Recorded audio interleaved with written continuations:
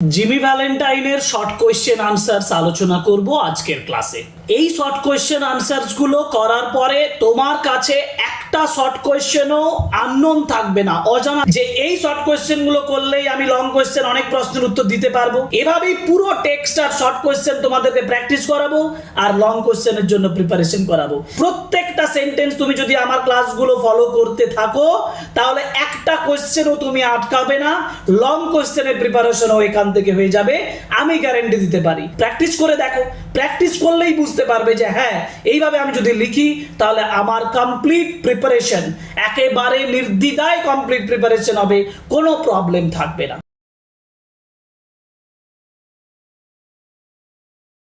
Jimmy ভ্যালেন্টাইনের short question answers আলোচনা করব আজকের ক্লাসে। এই শর্ট কোয়েশ্চেন আনসার্সগুলো করার পরে তোমার কাছে একটা শর্ট কোয়েশ্চেনও আননোন থাকবে না, অজানা থাকবে না। আর খুব সহজ সরলভাবে কিভাবে আমি লিখতে পারি সেই বিষয়টা পর্যন্ত আমি এখানে আলোচনা করব। সুতরাং আমরা এই ক্লাসটা, আজকের ক্লাসটা তোমাদের জন্য করব জিমি ভ্যালেন্টাইন এর উপরে, যে জিমি ভ্যালেন্টাইনটা তোমাদের অর্থাৎ ক্লাস 11 সেমিস্টার 2 এর জন্য খুবই ইম্পর্টেন্ট। কারণ এখান থেকে তুমি শর্ট কোয়েশ্চেন খুব সহজে করতে পারো, আর এখান থেকে শর্ট কোয়েশ্চেনের উপরে প্রিপারেশন নিলে অনেকটা লং কোয়েশ্চেনের জন্য প্রিপারেশন হয়ে যাবে। কেন, কিভাবে, সেটা পুরো ক্লাসটা করলেই বুঝতে পারবে। কিভাবে লং কোয়েশ্চেনস গুলো তোমার শর্ট কোয়েশ্চেনের মাধ্যমে হয়ে যাবে সেটা আমি ব্যাখ্যা করব এই ক্লাসে। সুতরাং welcome to English edition channel and today's class is on SAQ from Jimmy Valentine class 11 semester 2 examination preparation.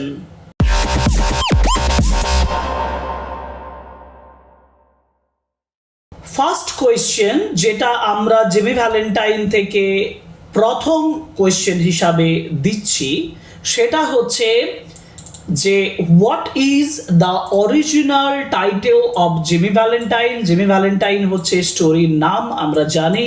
আমরা ক্লাস 11 সেমিস্টার 2-তে জিমি ভ্যালেন্টাইন পড়লাম।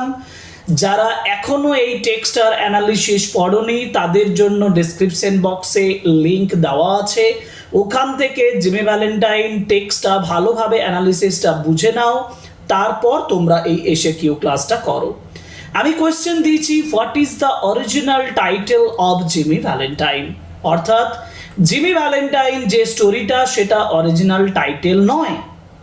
তাহলে অরিজিনাল টাইটেলটা কি এবং হু ইজ দ্য অথার, এটা 2 মার্কসের কোয়েশ্চেন।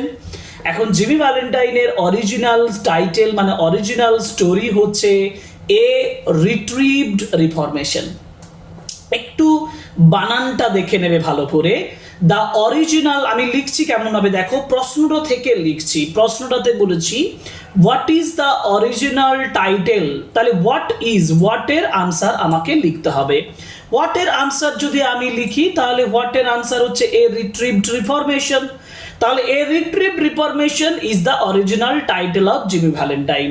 কিন্তু এর থেকেও একটু ভালোভাবে যদি আমি লেখাটা লিখি, একটু ভালো শোনাবে সেভাবে যদি লিখি, একটু ঘুরিয়ে লিখবো যে the original title of Jimmy Valentine is, এই যে দেখো is quote unquote a retrieved reformation. Quote unquote মানে কোটেশনের ভিতরে লিখতে হবে এ রিট্রিভড রিফরমেশন। আমি যেটা বলছিলাম তোমাদের কাছে যে স্পেলিংটা খুব ইম্পর্টেন্ট। দেখো স্পেলিং বলেছে RETRIEVED, a retrieved reformation, REFORMATION, a retrieved reformation. এবং who is the author? The author of Jimmy Valentine is O. Henry. আবার এর প্রশ্ন, এই যে ও হেনরির উপরে একটা প্রশ্ন হয় জানো তো, ও হেনরির উপরে কি প্রশ্ন হয় তোমাদের মাথায় নিশ্চয়ই খেলে গেছে। প্রশ্নটা কি না, প্রশ্নটা হচ্ছে হোয়াট ইজ দ্য, না আমি ওই প্রশ্নে যাচ্ছি না, প্রশ্নটা হচ্ছে যে ও হেনরির অরিজিনাল নাম কি। What is the original name of O Henry. O Henry হচ্ছে একটা পেন নেম, মানে তিনি সেই লেখায় লিখতেন। তাহলে অরিজিনাল যিনি অথার তার নাম কি, তার নাম হচ্ছে William Sydney Porter. William Sydney Porter, okay. Question দেখো, কোয়েশ্চেন নাম্বার 2 তে আমি বলেছি what is the main theme of Jimmy Valentine. এখন আমার প্রশ্ন হচ্ছে থিম, THEME, থিম, থিম মানে বিষয়বস্তু। তো what is the main theme মানে প্রধান বিষয়বস্তুটা কি? জিমি ভ্যালেন্টাইন স্টোরির প্রধান বিষয়বস্তু কি? প্রধান বিষয়বস্তু কি না? The main theme of a retrieve reformation. আচ্ছা, রিট্রিভ রিফরমেশন বলেছি, এই রিট্রিভ রিফরমেশনের পরিবর্তে আমি কি লিখতে পারি? আমি লিখতে পারি জিমি ভ্যালেন্টাইন, কারণ আমার টেক্সটের নাম কি? Jimmy Valentine. তাহলে তোমাকে যা যদি জিমি ভ্যালেন্টাইন দেয় তাহলে জিমি ভ্যালেন্টাইন লিখবে, যদি রিট্রিভ রিফরমেশন দেয় রিট্রিভ রিফরমেশন লিখবে। The main theme of retrieve reformation is the power of love to transform a person's life. The power of love মানে ভালোবাসার ক্ষমতা, to transform a person's life একজন ব্যক্তির জীবনকে পরিবর্তন করার জন্য, ট্রান্সফর্ম করার জন্য। রিট্রিভ রিফরমেশনের বা জিমি ভ্যালেন্টাইন স্টোরির মূল বিষয়বস্তু হচ্ছে power of love to transform A persons life, একজন ব্যক্তির জীবনকে ট্রান্সফর্ম করার জন্য, পরিবর্তন করার জন্য, রিফর্ম করার জন্য। রিফর্ম কথাটার মানে হলো সংস্কার করার জন্য, পরিবর্তন করার জন্য। ওকে ওকে, পরের প্রশ্নে যাই। Question number 3, who is the protagonist of Jimmy Valentine or a retrieve reformation? দেখো, প্রোটাগনিস্ট কথাটার মানে কি? এই যে ওয়ার্ডটা বলেছে প্রোটাগনিস্ট, প্রোটাগনিস্ট মানে হচ্ছে সেন্ট্রাল ক্যারেক্টার, সেন্ট্রাল ক্যারেক্টার বা মেন ক্যারেক্টার, প্রধান চরিত্র। এখন এই জিমি ভ্যালেন্টাইন স্টোরির, জিমি ভ্যালেন্টাইন গল্পের প্রধান চরিত্রের নাম কি বলতে হবে। টেক্সট যদি পড়েছো তাহলে এই প্রশ্নের উত্তর আমাকে অন্তত বলতে হবে না, হুয়ের জায়গায় জিমি ভ্যালেন্টাইন লিখো, মানে Jimmy Valentine is the protagonist, Jimmy Valentine is the protagonist of Jimmy Valentine. কিন্তু এখানে লেখার জন্য মনে রাখতে হবে দ্বিতীয় যে জিমি ভ্যালেন্টাইনটা লিখছি সেটা সিঙ্গেল কোট আনকোটের মধ্যে রাখবে, অর্থাৎ the protagonist of a retrieve reformation বা Jimmy Valentine is Jimmy Valentine. আমি আবার বলছি, যেটা আমি বলছি যে স্টোরিটার নাম, মানে the story Jimmy Valentine, the protagonist of the story Jimmy Valentine, সেই জিমি ভ্যালেন্টাইনেতে কোট আন কোট দেবো, কোটেশনের ভিতরে লিখবো। যেমন এখানে রিট্রিভ রিফরমেশন এই জন্যই আমি লিখেছিলাম, তো ইজ জিমি ভ্যালেন্টাইন, কারণ Jimmy Valentine is the central character of the short story. Okay, পরের প্রশ্নে যাই। পরের প্রশ্ন হচ্ছে question number 4, why was Jimmy Valentine imprisoned? Imprisoned মানে হচ্ছে বন্দি করা। Why was Jimmy Valentine imprisoned? কেন জিমি ভ্যালেন্টাইনকে বন্দি করা হয়েছিল? আমরা গল্প পড়ে দেখতে পেয়েছি জিমি ভ্যালেন্টাইন কি ছিল? জিমি ভ্যালেন্টাইন একজন চোর ছিল, চুরি করেছিলেন। কিন্তু আমাকে পার্টিকুলারলি এখানে বলতে হবে জিমি ভ্যালেন্টাইনকে প্রথমেই আমরা দেখছি যে he was in jail, he was arrested in Springfield job. এই যে স্প্রিংফিল্ড জব বলতে বোঝানো হয়েছে যে একটা থিভ, একটা বার্গলারি, একটা থেফট ইন স্প্রিংফিল্ড। স্প্রিংফিল্ডে একটা চুরির ঘটনাকে বলা হয়েছে, সেই ঘটনায় তাকে কি করা হয়েছিল? তাকে অ্যারেস্ট করা হয়েছিল। অর্থাৎ জিমি ভ্যালেন্টাইন ওয়াজ ইমপ্রিজেন্ড। প্রশ্নটা থেকেই লিখবো, প্রশ্নটা ফলো করে করে লেখো খুব সহজভাবে। দেখো, এভাবে যদি তোমরা কোয়েশ্চেনটা ফলো করে উত্তর লেখো তাহলে তোমার ভুলটা কম হবে, মিস্টেকটা, ভুলটা প্রচন্ড কম হবে। যেমন আমি বলছি, why was Jimmy Valentine imprisoned? Jimmy Valentine was imprisoned মানে জিমি ভ্যালেন্টাইনকে ইমপ্রিজন করা হয়েছিল। জিমি ভ্যালেন্টাইন ওয়াজ ইমপ্রিজেন্ড মানে জিমি ভ্যালেন্টাইনকে বন্দি করা হয়েছিল। জিমি ভ্যালেন্টাইন ওয়াজ ইমপ্রিজেন্ড কিসের জন্য? ফর ক্র্যাকিং সেপস, মানে সেপস মানে হচ্ছে সিন্দুক, সিন্দুক ক্র্যাক করার জন্য, ক্র্যাক মানে ভাঙা, সিন্দুক ভাঙার জন্য। ইন স্প্রিংফিল্ড, স্প্রিংফিল্ডে সিন্দুক ভাঙার জন্য, মানে for making burglary, for stealing, STEALING। Jimmy Valentine was imprisoned for stealing, for burglary, for cracking safes in Springfield. Springfield A imprisoned মানে ক্র্যাকিং এ করার জন্য, স্প্রিংফিল্ডে চুরি করার জন্য তাকে ইমপ্রিজেন্ট করা হয়েছিল। বুঝতে পেরেছো? পরের কোশ্চেনে যাই। Question number 5, where was Jimmy Valentine working when the guard approached him? where মানে কোথায়, where was Jimmy Valentine working, Jimmy Valentine কোথায় কাজ করছিলেন, when যখন the guard approached him, যখন গার্ড তার কাছে এসেছিল। তো জিমি ভ্যালেন্টাইন কোথায় কাজ করছিল? আমি প্রথম সেন্টেন্সটা মনে করো যেখানে বলা হয়েছে যে Jimmy Valentine was assiduously stitching the uppers. কোথায়? In the jail, in the prison cell. Prison সেলের ভিতরে Jimmy Valentine upper part of the shoes সেগুলোকে সেলাই করছিল। তাহলে where was Jimmy Valentine working? In the beginning, আমি বলেছি দেখো, in the beginning of the short story Jimmy Valentine, in the beginning of the short story Jimmy Valentine was working in the prison shoe shop. Jimmy Valentine was working in the prison shoe shop. And what was he doing? এর সঙ্গে তোমাকে যদি যোগ করে দেয়, তোমাকে যদি বলে তিনি কি করছিলেন, what he was doing, তাহলে he was stitching upper parts of the shoes. So he was stitching upper parts of the shoes. জুতোর উপরের অংশটা সে কি করছিল? সেলাই করছিল। Jimmy Valentine was assiduously stitching the uppers. এটা ছিল প্রথম সেন্টেন্স, সেটা ফলো করে এটা লিখেছি। পরের প্রশ্ন চলে যাব। পরের প্রশ্ন হচ্ছে কোয়েশ্চেন নাম্বার 6। দেখো বলেছে who signed Jimmy Valentine's pardon. Pardon মানে হচ্ছে ক্ষমা, কিন্তু এখানে পার্ডন মানে হচ্ছে লেটার অফ পার্ডন। মানে হু সাইন্ড জিমি ভ্যালেন্টাইনস পার্ডন, কে জিমি ভ্যালেন্টাইনের ক্ষমার চিঠিটা সাইন করেছিলেন। ক্ষমার চিঠি মানে জিমি ভ্যালেন্টাইনকে জেল থেকে কি করা হয়েছিল? ছেড়ে দেওয়া হয়েছিল আর্লি টাইম, খুব তাড়াতাড়ি। এই যে তাড়াতাড়ি জিমি ভ্যালেন্টাইনকে ছেড়ে দেওয়া হচ্ছে, এই যে এই বিষয়টা, এই জন্য এটাকে বলছে লেটার অফ পার্ডন। এই লেটার অফ পার্ডনটাকে সাইন কে করছে, and what was his reaction to it, এবং জিমি ভ্যালেন্টাইনের রিঅ্যাকশনটা এতে কি ছিল, মানে এতে জিমি ভ্যালেন্টাইন কেমনভাবে রিঅ্যাক্ট করেছিলেন যখন শুনলেন যে হি ওয়াজ পার্ডন। দেখো প্রথম প্রশ্নের উত্তর হচ্ছে যে who sign Jimmy Valentine's pardon. Jimmy ভ্যালেন্টাইনকে কে পার্ডন করেছিল? এক নাম্বার হচ্ছে দ্য গভর্নর, আনসার হচ্ছে দ্য গভর্নর। তাহলে লিখবো কি? The governor, the governor signed Jimmy's pardon. Governor signed Jimmy's pardon, যেহেতু এখানে সাইন, দেখো হুয়ের জায়গায় আমি গভর্নর লিখেছি, দিয়ে বলেছি সাইন্ড জিমিজ ভ্যালেন্টাইনস পার্ডন। ওকে, নাও জিমি এটাকে কেমন ভাবে রিঅ্যাক্ট করেছিল না, জিমি অ্যাকসেপ্টেড ইট, যেমন একটা সেন্টেন্সটা ছিল Jimmy took it in a tired kind of manner.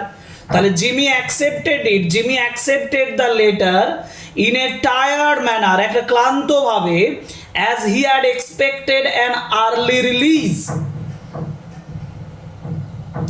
Jimmy accepted it in a tired manner, ক্লান্তভাবে জিমি অ্যাকসেপ্ট করেছিল, as he had expected an early release, যেহেতু সে আর্লি রিলিজ আশা করেছিল। অর্থাৎ Jimmy had the expectations of the early release, and that's why Jimmy accepted it in a tired kind of way. এভাবে পড়বে, এভাবে লিখবে, দেখবে তোমার পরে যে লং কোয়েশ্চেনগুলো হবে না, এই কোয়েশ্চেনগুলো পরপর। আমি বলছিলাম কেন তোমার শর্ট কোয়েশ্চেনগুলো লং কোয়েশ্চেনের জন্য প্রিপারেশন করে দেবে, এর একটাই কারণ হচ্ছে যে তুমি যখন শর্ট কোয়েশ্চেনগুলো লিখছো সেগুলো যেমন প্র্যাকটিস হচ্ছে, লং কোয়েশ্চেনে এখন কীরকম দিচ্ছে 2 + 2 + 2, 1 + 1 + 2 + 2, 1 + 2 + 3 দেয় না। তাহলে সেক্ষেত্রে কি হবে, তোমার এই যে টুকরো প্রশ্নের উত্তরগুলো এগুলো হয়তো দেখবে পরপর সাজিয়ে দিয়ে দেওয়া হয়েছে 1 + 2 + 2 এরকম। তো তখন তুমি এইগুলোই লিখলে তোমার লং কোয়েশ্চেন হয়ে যাবে, তাই না? শুধু একটু ইন্ট্রোডাক্টরি সেন্টেন্সটা একটু চেঞ্জ করে দিতে হবে। Question number 7। Question number 7, how long had Jimmy served? How long, কত দিন, মানে কতটা time, how long had Jimmy Valentine served in prison, প্রিজনে সে কত দীর্ঘ সময় প্রিজনে সে সার্ভ করেছিল, and what was his original sentence. Original sentence মানে অরিজিনাল পানিশমেন্ট, তার অরিজিনাল পানিশমেন্টটা কত ছিল, খুব ইম্পর্টেন্ট। দেখো দুটো ইনফরমেশন, একটা হচ্ছে, দেখো আমার যতদূর মনে পড়ছে তোমাদেরও মনে পড়বে, দেখো টেক্সটটা পড়লেই 1 নাম্বার, জিমি ভ্যালেন্টাইন কাটিয়েছিল কত 10 months of a 4-year sentence. তাহলে Jimmy had serve nearly 10 months, আমি লিখেছি কি এই যে হ্যাড থেকে লিখেছি, Jimmy had served nearly 10 months। এখন তার সেন্টেন্সটা কত ছিল, আমি একটু টুকরো করে সেন্টেন্সটাকে ভেঙে দিয়ে বলেছি যে হিজ, যেমন এখানে what was his original sentence, his original sentence was of 4 years, his original sentence was of 4 years। তাহলে Jimmy had serve nearly 10 months and his sentence was of 4 years. Okay, next, what advice কোন উপদেশটা did warden give to Jimmy upon his release? কোন advice, ও advice মানে উপদেশ, কোন উপদেশটা warden give, did warden give মানে warden gave, did warden give মানে warden gave, warden gave what advice, কোন উপদেশটা two Jimmy, জিমিকে upon his release, তার রিলিজ হবার সময়। অ্যাকচুয়ালি দ্য ওয়ার্ডেন তাকে অ্যাডভাইস দিয়েছিল টু লিভ স্ট্রেট, সোজা জীবনযাপন করতে, অ্যান্ড টু স্টপ ক্র্যাকিং সেপস। আমি যদি এটাই লিখি না, তাহলে আমি নিজের ভাষায় লিখলে দ্য ওয়ার্ডেন গেভ জিমি বা warden advised Jimmy to stop cracking safes and to live straight. তো 2 মার্কসের তো একটু স্টাইল করে ভালোভাবে স্ট্যান্ডার্ড ওয়েতে যদি আমি লিখি, তাহলে লিখবো the warden advised Jimmy to stop cracking safes and live an honest life, live an honest life, ওই যে টু লিভ স্ট্রেট বলেছি। হি অলসো অ্যাডভাইসড হিম, সে তাকে এটাও উপদেশ দিয়েছিল to be a good man, একজন ভালো মানুষ হওয়ার জন্য। এই লাইনটা একটু যোগ করে নেবে, যাদের মনে হচ্ছে তাতে জটিল হচ্ছে তারা ওই লাস্টের অংশটা নাও লিখতে পারো, যে he also advised him to be a good man, এটা না লিখলেও হবে। ওকে, পরের question, how did Jimmy respond, Jimmy respond কিভাবে করেছিল to warden's accusations about his criminal activities. Warden যখন তাকে অ্যাকিউজ করছিল যে জিমিকে অ্যারেস্ট করা হয়েছিল কেন, জিমিকে এখন স্প্রিংফিল্ড কেসে তাকে ভিতরে ঢুকিয়ে দেওয়া হয়েছিল, অ্যাকিউজিশন করেছে, এই অ্যাকিউজিশনের এগেনস্টে জিমি কি রেসপন্ড করছে, এটা আমার কাছে ইম্পর্টেন্ট। জিমি কি রেসপন্ড করছে, তো জিমি অগ্রাহ্য করছে, ডিনাই করছে, যেমন আমি বলেছিলাম Jimmy denied the accusations of the warden. Jimmy denied the accusations, কি অ্যাকিউজিশনস ছিল, that he was arrested for burglary in the Springfield. Jimmy denied the accusations that he was arrested for burglary in Springfield, স্প্রিংফিল্ডে চুরির সঙ্গে সে arrested হয়েছে, এটা সে deny করেছিল, denied, he totally denied it. Now he claimed, সে দাবি করেছিল, হি ক্লেমড দ্যাট, সে দাবি করেছিল যে he had never cracked a safe, সে কখনো একটা সিন্দুক ভাঙেনি, he never cracked a safe in his life, and he had never been to Springfield. দুটো উত্তর দেখো, he claimed that he had never cracked a safe, and he had never been to Springfield in his life, জীবনে সে Springfield যায়নি। ওকে, পরের ইয়েতে যাই, মানে পরের question number 10, what time was Jimmy scheduled to be released and what did the state provide him? What time was Jimmy scheduled, জিমিকে কোন সময়ে শিডিউল্ড করা হয়েছিল, মানে জিমিকে কোন সময় ঠিক করা হলো যে তাকে রিলিজ করা হবে, and what did the state provide him, state তাকে কি দিচ্ছে, রাজ্য তাকে কি দিচ্ছে। প্রথমত শিডিউল করেছে at 7 AM in the morning, মানে এট 7 in the morning, সকাল 7টায়। তাহলে আমি এখান থেকে যদি লিখি Jimmy was scheduled for release বা টু বি রিলিজড, উত্তর এবার লিখছি at 7 in the morning, বোঝা গেল।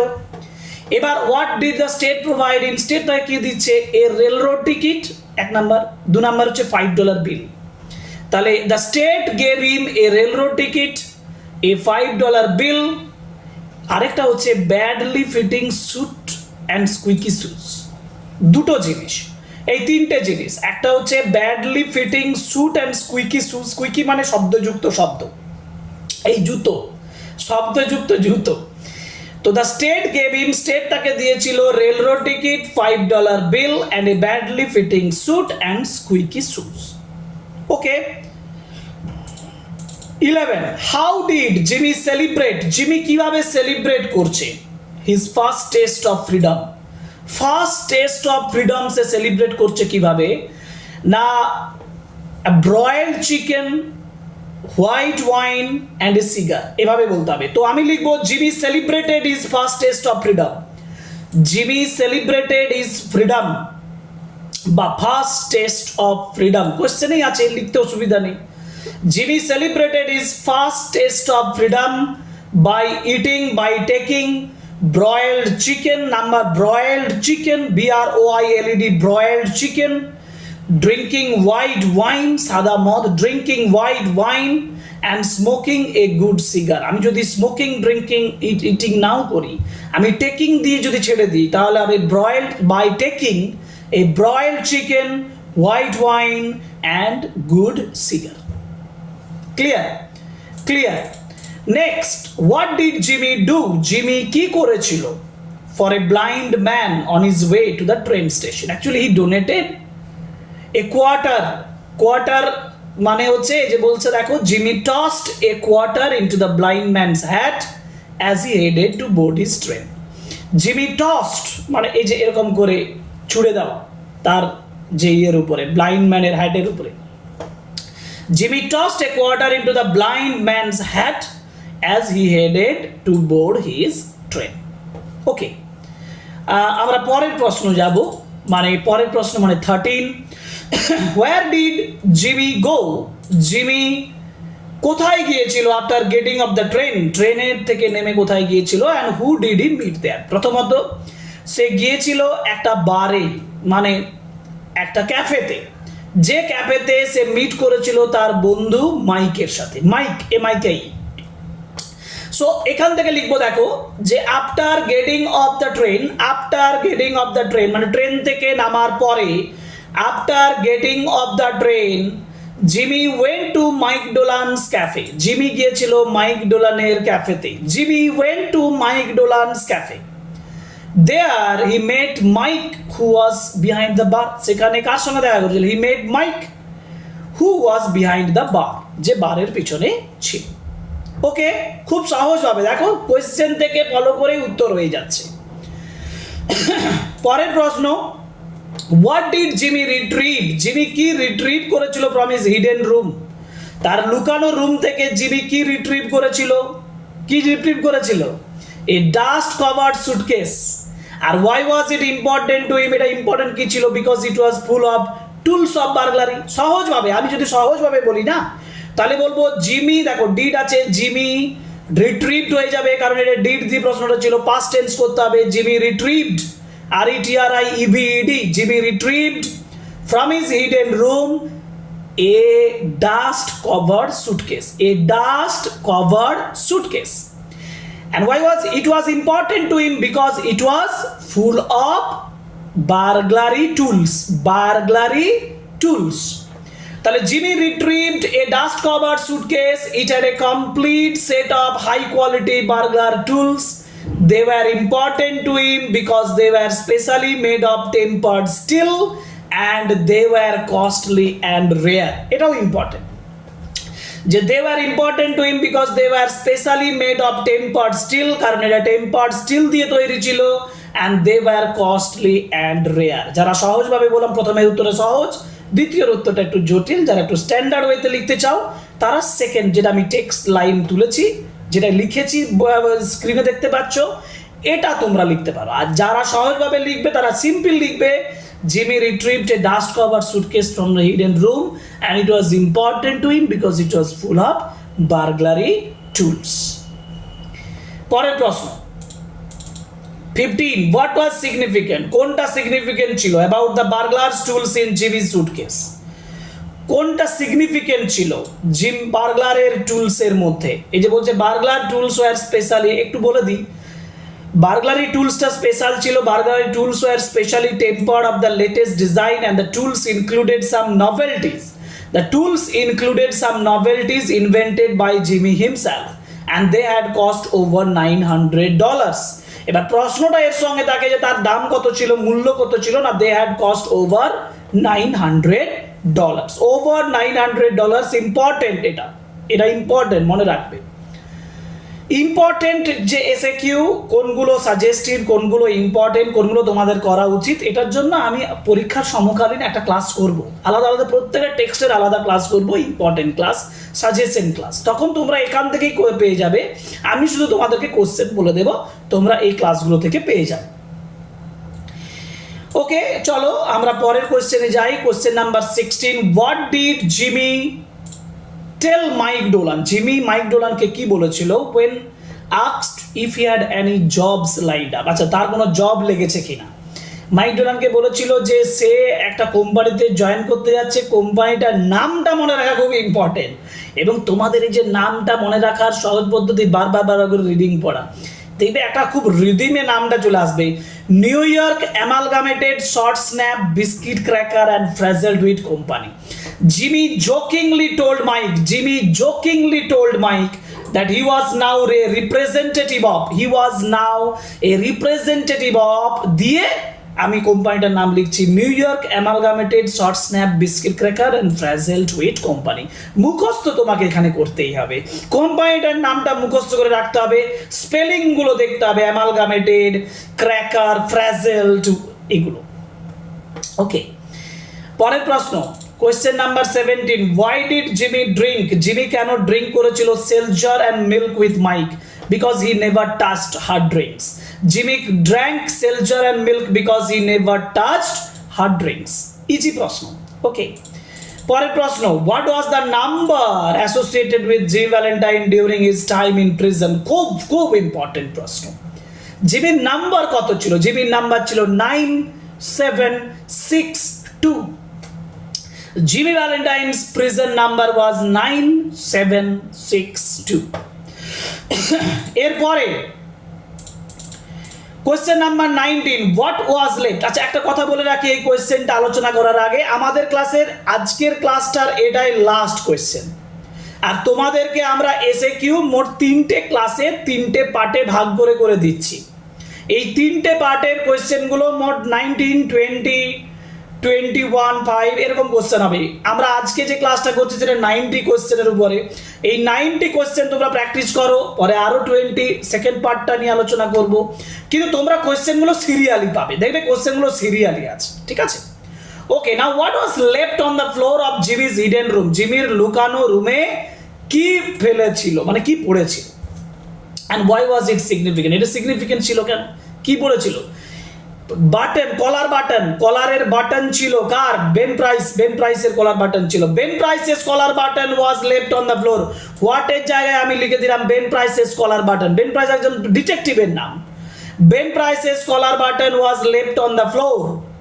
And why was it significant? It was significant because it was a reminder of Jimmy's arrest by the detective. It reminds Jimmy of his arrest by Ben Price. Ben Price তাকে arrest করেছিল। আরো ভালোভাবে বলছে দেখো, it was significant because it was a reminder of Jimmy's arrest by the detective and the button fell, বাটনটা পড়েছিল when he was overpowered by Ben Price, যখন তাকে অতিরিক্ত ক্ষমতা প্রদান করা হয়েছিল তাকে অ্যারেস্ট করার জন্য। He was overpowered by Ben Price. Okay? So Ben Price's collar button was left on the floor. It was significant because it was a reminder of Jimmy's arrest by the detective and the button fell when he was overpowered by Ben Price. মনে হচ্ছে না যে এই short কোয়েশ্চেনগুলো করলেই আমি long question অনেক প্রশ্নের উত্তর দিতে পারবো? এভাবেই পুরো টেক্সট আর শর্ট কোয়েশ্চেন তোমাদেরকে প্র্যাকটিস করাবো আর লং কোয়েশ্চেনের জন্য প্রিপারেশন করাবো। প্রত্যেকটা সেন্টেন্স তুমি যদি আমার ক্লাসগুলো ফলো করতে থাকো তাহলে একটা কোয়েশ্চেনও তুমি আটকাবে না, লং কোয়েশ্চেনের প্রিপারেশনও এখান থেকে হয়ে যাবে, আমি গ্যারান্টি দিতে পারি। এই যে 19 কোয়েশ্চেন্স আমি আলোচনা করলাম, তুমি প্র্যাকটিস করো, প্র্যাকটিস করে দেখো, প্র্যাকটিস করলেই বুঝতে পারবে যে হ্যাঁ এইভাবে আমি যদি লিখি তাহলে আমার কমপ্লিট প্রিপারেশন, একেবারে নির্দ্বিধায় কমপ্লিট প্রিপারেশন হবে, কোনো প্রবলেম থাকবে না। So that is all about today. Thank you very much. Goodbye. See you in our next class on the SAQ from JB Valentine, written by O. Henry, for you, the students of class 11, semester 2.